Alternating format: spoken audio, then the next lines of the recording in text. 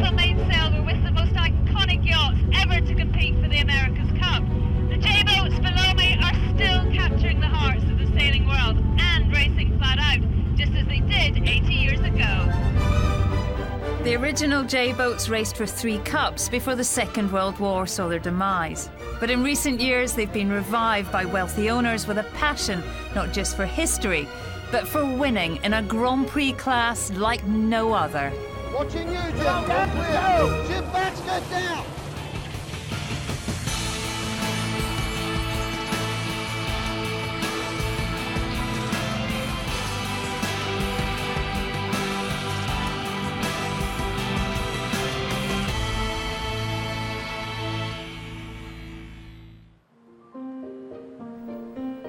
The original heyday of the J-class was the 1930s.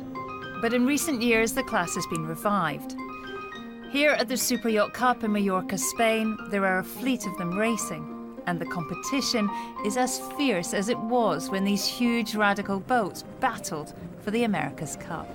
It's quite a sight, 5 J's lined up, and they look a bit like they would in the 1930s, but on board it's pretty different. There's carbon rigs, carbon rigging, carbon sail. It's all new and very state-of-the-art. But it's something else. I fell in love with the first the looks of the boat, and then once you start sailing and racing it, it becomes an addictive. You mustn't be aware of the money, because then you must forget it, because you must be a little bit crazy to do this. It's the beauty of the boats themselves. There's a great history behind them. All that adds a little bit to the magic of the J-class. There were only 10 J's originally built. One of these, Volshida, is racing here in Palma. The other 4 are replicas, based on the 1930s designs.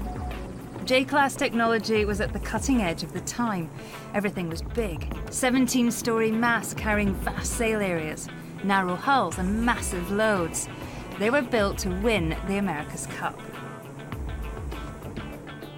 The J's of today have been upgraded with modern materials, and they're powered by professional crews, a who's who of Grand Prix sailing, America's Cup winners and offshore racing veterans. Men like Bayer Becking, who will soon set sail on his 7th Volvo Ocean race. They're just magnificent to see off the water, and they're actually a lot of fun to sail on the water as well. So much technical aspects are involved, huge teamwork, so I think better racing you nearly can't have. We do wheel them around as if they were little dinghies, but all of a sudden you realize after you've turned the wheel about 15 times and it's not going anywhere yet, oof, we might have put ourselves in a tough spot. It's kind of a miracle that there hasn't been a pretty good pileup up to now, and knock on wood that it doesn't happen here, but they're hard boats to sail. US star Ken Reed is skipper of Hanneman, a replica of the original J Endeavour II. It's owned by Jim Clark, the founder of Netscape. He's not only a pioneer in the IT industry, but his investment in the modern J-class has also helped create the successful and competitive racing fleet that exists today. You could have had any boat raced in any kind of class. Why a J? I mean, had it always been a childhood dream? I didn't start sailing until I was in my 30s, but I chartered Endeavour many years ago, and I always remembered what a nice experience it was. And so when it occurred to me that I might build one, for my taste, Endeavour 2 looked like one of the most beautiful ones, so I decided to build that. I was pretty naive. It never occurred to me it would take 30 people to sail it in a race. Clark persuaded the J-Class Association to allow him to build Hanneman in aluminium. He had to clear this with the owners of Volshida and also Ranger, the first replica, as both are built in steel. This was the last steel boat, and all the other new J-boats are aluminum. Much lighter, much faster, and so it means that we have to work that much harder on making Ranger go. Have you ever had any moments where you thought, what am I doing with this? Well, every once in a while I say, well, gosh, I'd like to sell this boat and build another one, knowing what I know now. And maybe one of these days I'll do that, you never can tell. There's a handicap system to make sure that neither Ranger nor Volshida are disadvantaged by their weighty steel hulls. But when racing is on, those details are forgotten. Go, go, go! Go! Good start, everybody. Go Ranger. Get it in. Let's go, boys. The boats are so close together. I wasn't really expecting that. There's this real intensity on board. It's neck and neck. Despite the light winds, the real estate entrepreneur and his Kiwi skipper, Earl Williams, are at the front of the fleet, with the kind of pace that the original Ranger showed when winning the 1937 America's Cup. Aren't you a bit nervous when it's so close? No, because they're behind us. I'm nervous when they're ahead of us. And as if to prove that a heavier steel hull doesn't preclude Ranger from seeing off the rest of the fleet, she takes the line first for a spectacular win. Yeah, go Ranger! Go Steel! It's a bit of a dark horse. You told me we wouldn't do very well today. No, It wasn't our we're conditions. Big, no, we're big, we're fat, we're old. That's a good day. It doesn't get better than that. So every once in a while, the fat lady sings. And they'll hang around as long as you will let me.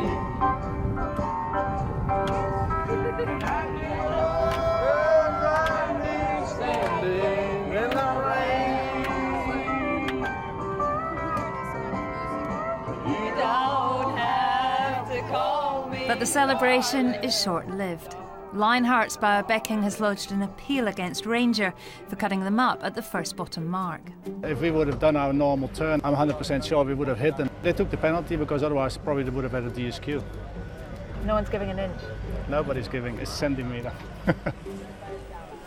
Ranger relegated down the order. No question, the racing is intense.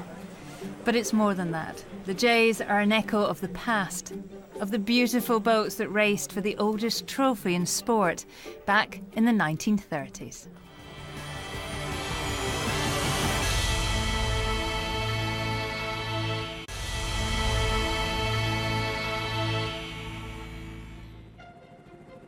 The J-Class are perhaps the most emotive racing yachts ever built.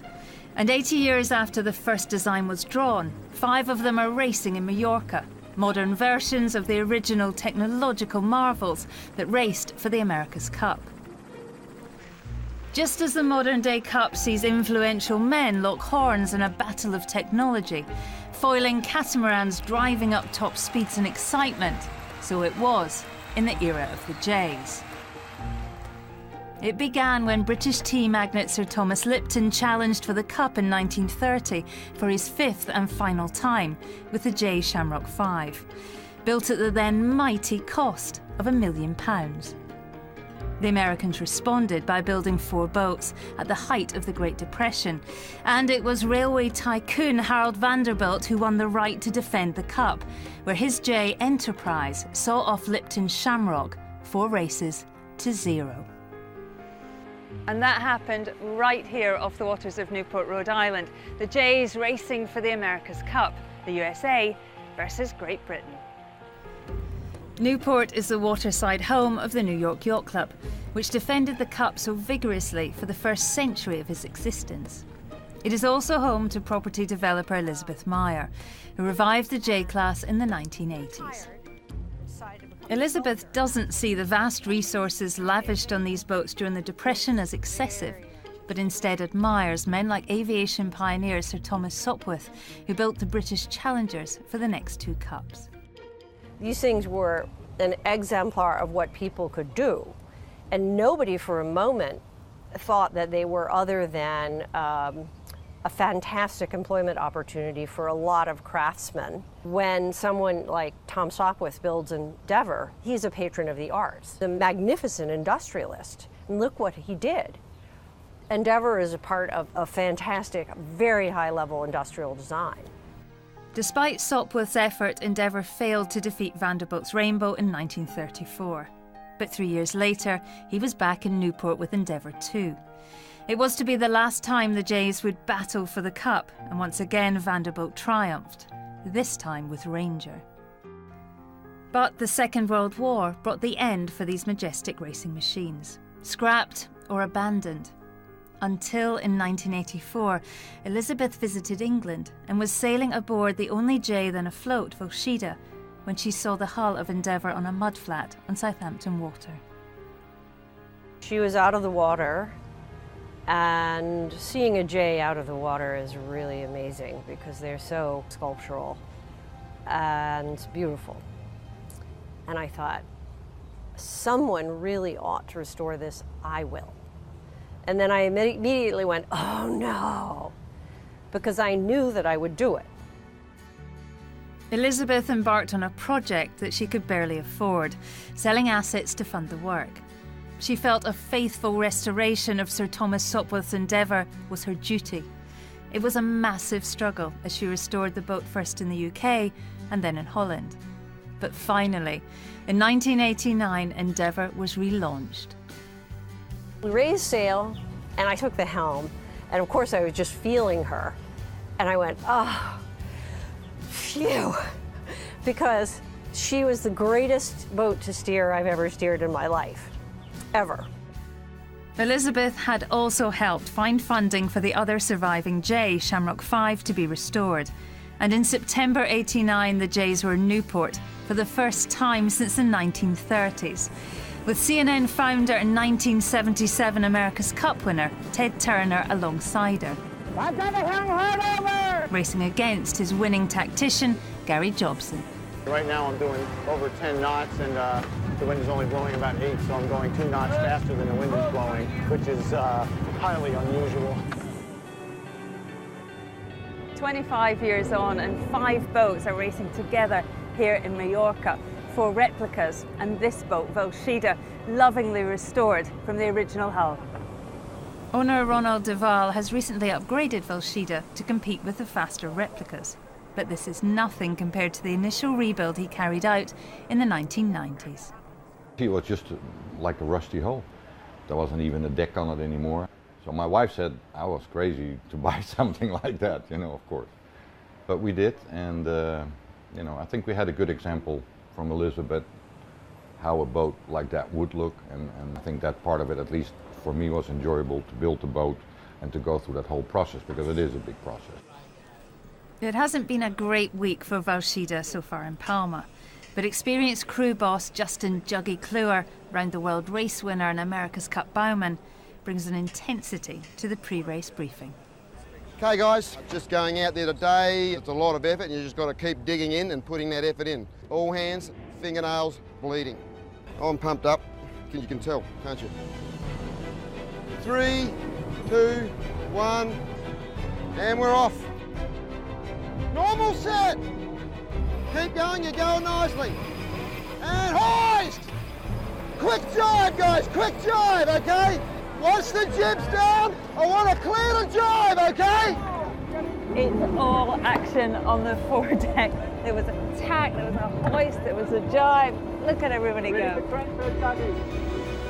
Ultimately, with their instruments not working and therefore tactics tricky to judge, Valshida's hard graft isn't enough on the day.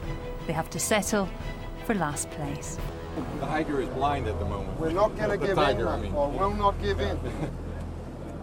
Today was not our sunny side, no, unfortunately. We worked hard, tried hard, but we were, you know, clearly behind, so there's a lot to improve, and it's not like we're totally desperate. So we will be back. We will be back. Leading the charge is Hanneman, who, after a disappointing previous day, takes the win ahead of Ranger. We were going to be fast off the line if it killed me. I don't care if we mowed anybody down, we were going to be fast off the starting line. We were fast off the line today. There's a thing called the Vanderbilt start, and essentially you start from way away from the line and you just wind it up and hope like hell you're on time. These boats were Vanderbilt boats, you know, and that's where the start came from. You got to commit with almost 2 minutes to go. And yesterday we did not commit at the right time. Today we committed at a much better time. Hanneman and Ranger are still in the frame for the overall title, but the boat at the top of the leaderboard is Lionheart. In the J class, you never know what's going to happen because we know the scores are very, very close. We are in the lead, so that's always 1 point up from the rest, so we just have to take it by the day. Aboard his 90-metre super yacht Athena, Hanneman owner Jim Clark entertains the other owners and their 30-strong crews. Friends tonight, back to battle in the morning.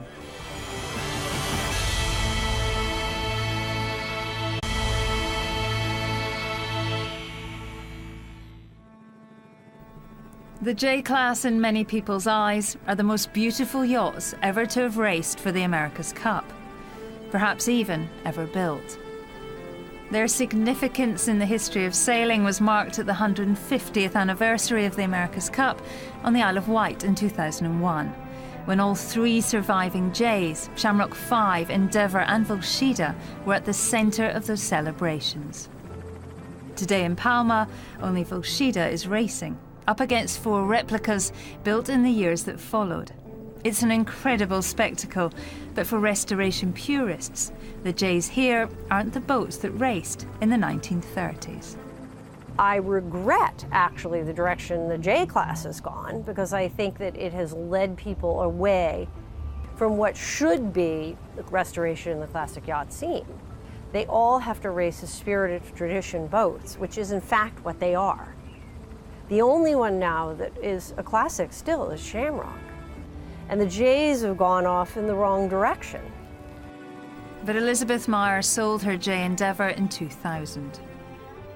Today's owners want their exclusive 1930s designs, upgraded with the very latest materials and technology, to produce the ultimate racing fleet. Endeavour was Elizabeth's passion, and it's been in and out of the racing. But I think it's a tribute to Ron, the owner of Volshida, and John, the owner of Ranger. The two of them put J-boat racing back in the limelight. These boats are as much modern as they can be. The big difference is the underbody shape and the weight. They're only going to go so fast through the water, 12.5 knots or so. That's the antique part, is the shape. But beyond that, it's an all-out race boat. The J's incredible blend of history and modernity is attracting new owners. Eric Bilesman has had great success with his mini J Firefly in the super yacht fleet, but he's now upscaling to the real thing. And there are other J's in build. The class looks healthy. It's set to grow beyond the 5 boats racing in Palma. And so to the final race. Lionheart holds a narrow lead, but with TomTom founder Harold Godgin helming himself against some experienced professional skippers, he needs to navigate a solid result. We like to win, but at the same time, what makes it exciting is that it's so close, so everybody can win. And if you want that kind of recipe, you need to be able to lose as well at some point. But we're working hard and we would like to win today. But he's cool as ice. He's so relaxed, and he puts a lot of trust in the team. It's always that thing, of course he likes to win, but I think the fun is always the most important thing for him. What will you say to him before that pre-start? Let's kick ass. Let's put it that way. Punchy talk, but Becking is unlikely to have it all his own way. Hanneman's 2-times Volvo Ocean Race skipper won't give up the title they won last year without a fight. It looks like there's 3 boats that can really win the regatta between Lionheart and ourselves and Ranger. There looks to be 1 point between the 3. We've got to make sure that we got our act together and come up with a plan. Go guys, go, go, go. Trimming on guys, trimming. Can we go before Volshida then? Here we go guys, go, go, go. Yeah, I'm trying. We're just heading down and down and down. We're down 15 here. Well, not where Kenny wanted to be. We're slightly trailing the fleet after a difficult start, but we're pulling them in quickly. Here we go, guys. Getting ready to jibe. And go!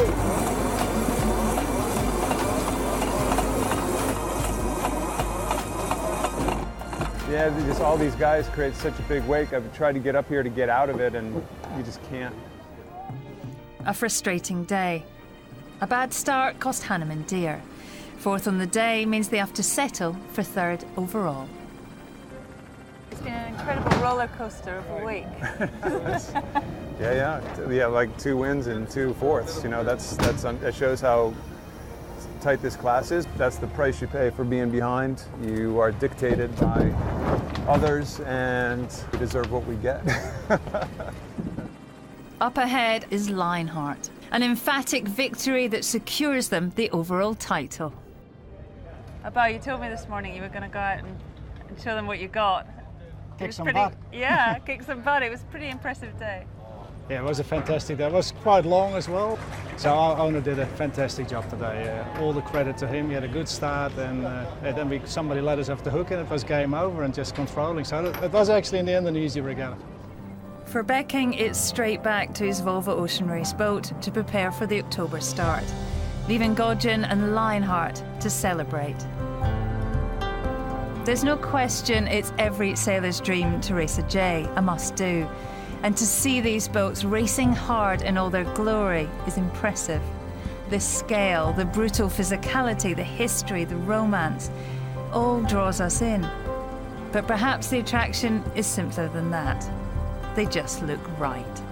I think there's something about the Jays that is representational of the ultimate sailboat. So it's long and low, it has fantastic sheer, it's really deep.